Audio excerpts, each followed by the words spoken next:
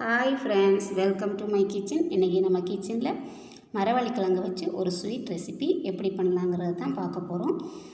நான் இப்போ ஒரு சில நாட்களாக தான் உங்களுக்கு வீடியோஸ் போட்டுட்ருக்கேன். இதுக்கு நீங்கள் கொடுத்துட்ருக்க சப்போர்ட்டுக்கு ரொம்ப ரொம்ப நன்றி. இந்த மாதிரி உங்களோட சப்போர்ட் எனக்கு என்றைக்கும் வேணும். இந்த ரெசிபி எப்படி பண்ணலான்னு பார்க்கலாம். அதுக்கு முன்னாடி என்னோடய சேனலை சப்ஸ்கிரைப் பண்ணாதவங்க சப்ஸ்கிரைப் பண்ணிக்கோங்க. கூடவே பெல் ஐக்கானை கிளிக் பண்ணிக்கோங்க. இப்போ வாங்க நம்ம வீடியோஸ்குள்ளே போகலாம். இன்றைக்கி நம்மளோட ரெசிபிக்கு 2 மரவள்ளிக்கிழங்கு எடுத்து தோல் சீவி வச்சுருக்கேன். இதை நம்ம சின்ன சின்ன பீஸாக கட் பண்ணிக்க போகிறோம். இந்த மாதிரி சின்ன சின்ன பீஸாக கட் பண்ணிக்கிங்க. உங்களால் எவ்வளோ சின்ன பீஸாக கட் பண்ண முடியுமோ அந்தளவுக்கு நீங்கள் கட் பண்ணிக்கிங்க. இப்போ இதை நம்ம கட் பண்ணி நல்லா வாஷ் பண்ணி எடுத்துக்கலாம். பாருங்கள், இந்த மாதிரி கட் பண்ணிக்கிங்க. கட் பண்ணும்போது இந்த சென்டரில் உள்ள வேர் பகுதியை நீங்கள் ரிமூவ் பண்ணிவிட்டு கட் பண்ணிக்கோங்க. இந்த மாதிரி கத்தி வச்சு நீங்கள் ரிமூவ் பண்ணிக்கோங்க. ரொம்பவே ஈஸியாக உங்களுக்கு வந்துடும். இதை எடுத்துகிட்டு நீங்கள் சின்ன பீஸாக கட் பண்ணிக்கலாம். இந்த மாதிரி சின்ன சின்னதாக கட் பண்ணி எடுத்துக்கணும். இதை 2 தடவை நல்லா வாஷ் பண்ணி வச்சுருக்கேன். இப்போ நம்ம இதோட பாத்திரத்தில் மாற்றிக்கலாம்.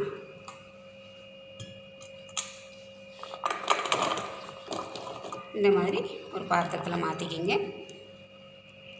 கூடவே 1 டேபிள் ஸ்பூன் சிறுபருப்பு எடுத்து கழுவி வச்சுருக்கேன், அதையும் சேர்த்துக்குங்க. சின்ன ஜவ்வரிசி கிடச்சிதுன்னா அதையும் நீங்கள் இது கூட சேர்த்துக்கலாம். பெரிய ஜவ்வரிசி வேண்டாம், சின்ன ஜவ்வரிசியாக இருந்தால் அதையும் நீங்கள் சேர்த்து வேக வச்சுக்கலாம்.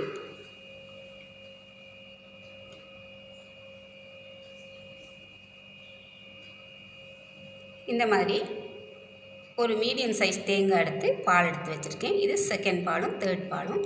இதையும் நம்ம இது கூட சேர்த்துக்கலாம். இந்த மாதிரி மூழ்கிற அளவுக்கு பால் இருக்கணும். இப்போ நம்ம இதை வேக வச்சு எடுத்துக்கலாம். இப்போ நம்ம கிழங்கு வேக வச்சு 10 நிமிஷம் ஆயிடுச்சு. கிழங்கு வெந்திருக்கான்னு பார்க்கலாம்.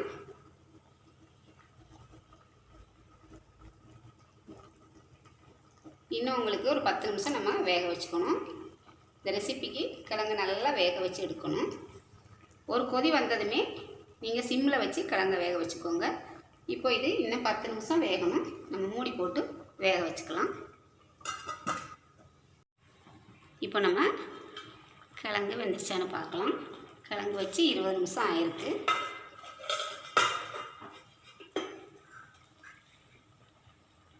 கிழங்கு நல்லா வெந்து வந்திருக்கு. நீங்கள் குழந்தைங்களுக்கு பெரியவங்களுக்கு கொடுக்குறதா இருந்தால் ஒரு ஸ்பூனை வச்சு நல்லா மசிச்சு விட்டுக்குங்க. நான் இப்போ மசிக்க போகிறது கிடையாது, இப்படியே பண்ணிக்கலாம். இன்றைக்கி இப்போ கொஞ்சம் உப்பு சேர்க்க போகிறோம். இது உங்களுக்கு இனிப்பை கொஞ்சம் எடுத்து காமிக்கிறதுக்காக உப்பு சேர்த்து மிக்ஸ் பண்ணி விட்டுக்குங்க. இப்போ நான் 200லேருந்து 250 கிராம் அளவான கிழங்கு எடுத்திருக்கேன். அதுக்கு ஒரு 200 கிராம் ஜீனி சேர்த்துக்கிறேன். உங்களுக்கு இனிப்பு அதிகம் வேணும்னா அதிகமாக சேர்த்துக்கோங்க. நான் கொஞ்சம் கம்மியாகவே தான் சேர்த்துருக்கேன்.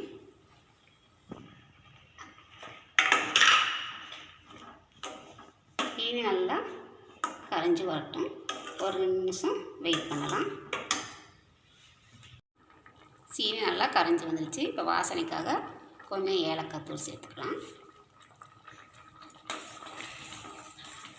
இப்போ நம்ம எடுத்து வச்சுருக்கிற முதல் பாலையும் இதில் சேர்த்துக்க போகிறோம்.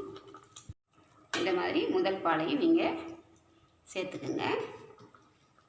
சேர்த்து நல்லா மிக்ஸ் பண்ணி விட்டுக்குங்க. முதல் பால் சேர்த்ததுக்கப்புறம் ரொம்பவே கொதிக்க வைக்கணுங்கிற அவசியம் கிடையாது. ஒரு 2 நிமிஷம் கொதிக்க வச்சா போதும். முதல் பால் நம்ம சேர்த்த உடனே இந்த மாதிரி உங்களுக்கு கெட்டியாக வந்துடும். பாருங்கள், கரெக்டாக வந்திருக்கு. சப்போஸ் உங்களுக்கு இந்த மாதிரி திக்காக வரலன்னா நீங்கள் கொஞ்சம் பச்சரிசி மாவு எடுத்து லேசாக தண்ணி மிக்ஸ் பண்ணி கெட்டிப்படாமல் மிக்ஸ் பண்ணி ஊற்றி இந்த மாதிரி கெட்டியாக எடுத்துக்கோங்க. சமைக்கும்போது பிகினர்ஸுக்கு ஆரம்பத்தில் சின்ன சின்ன தப்புகள் வரத்தான் செய்யும். அதை நீங்கள் கரெக்ட் பண்ணுறதுக்கு இந்த மாதிரி ஏதாவது பண்ணிக்கலாம். இது கூட நான் இப்போது